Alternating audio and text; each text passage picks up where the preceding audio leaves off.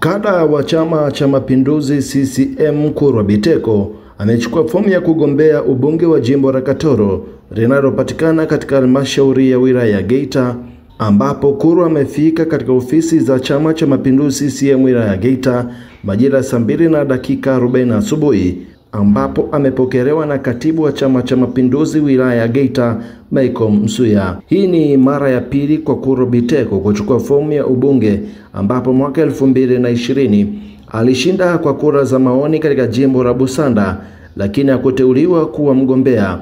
Badala yake aliyeteuliwa kuwa mgombea wa ubunge alikuwa ni mhandisi Tumaini Magesa, ambapo baada ya jimbo hilo kugawanya kuwa majimbo mawili, yani jimbo la Katoro na Busanda, Kurwa Biteko ameamua kwa awamu hii kugombea jimbo la Katoro. Kurwa Biteko ni pacha wa naibu waziri mkuu na waziri wa nishati Doto Mashaka Biteko, ambaye pia ni mbunge wa jimbo la Bukombe.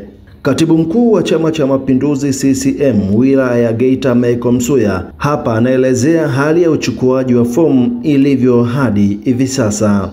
Wilaya ya Geita ni miongoni mwa wilaya ambazo pia kichama zinaingia kwenye zoezi hili la kutafuta viongozi wa wakilishi kwenye vyombo vya dola, kwa maana lina jumla ya kata 50. Kwa hiyo itaongoza zoezi la kuomba kupitia Chama cha Mapinduzi kwa madiwani ambao watawania kwenye hizo kata 50. Lakini tunayo majimbo manne ya uchaguzi kwa sasa. Tulikuwa tuna majimbo matatu, lakini tunashukuru Tume Huru ya Uchaguzi kwa sasa imetuongezea jimbo moja la Katoro. Kwa tuna jimbo la Geita mjini, jimbo la Geita, jimbo la Busanda na jimbo la Katoro.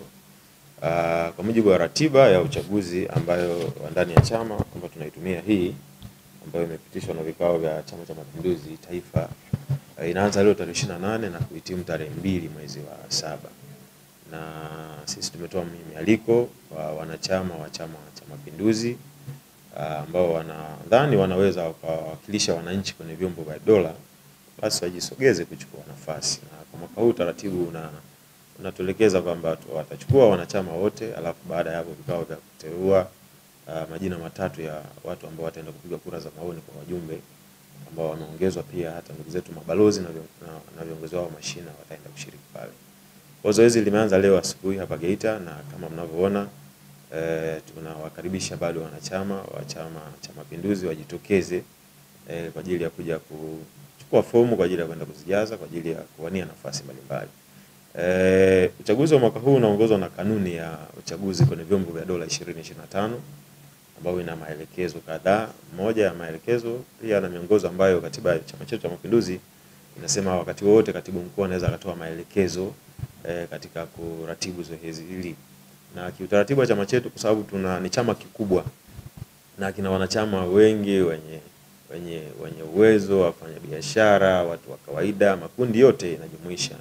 Kwa hiyo Chama cha Mapinduzi kimeweka utaratibu wake kwamba katika zoezi hili la uchukuaji wa fomu lenyewe liko tofauti kidogo.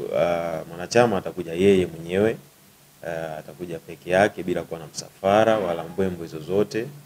Atachukua fomu na kwenda kujaza kwa muda ambao yeye ataona ameielewa fomu. Hatumlazimishi mtu, anaweza kajaza ndani ya nusu saa, kaileta ndani ya siku 2, midhali tu awe ndani ya ule muda wetu saa 2 asubuhi mpaka saa 10 jioni, ama tarehe 28 ya leo mpaka tarehe 2.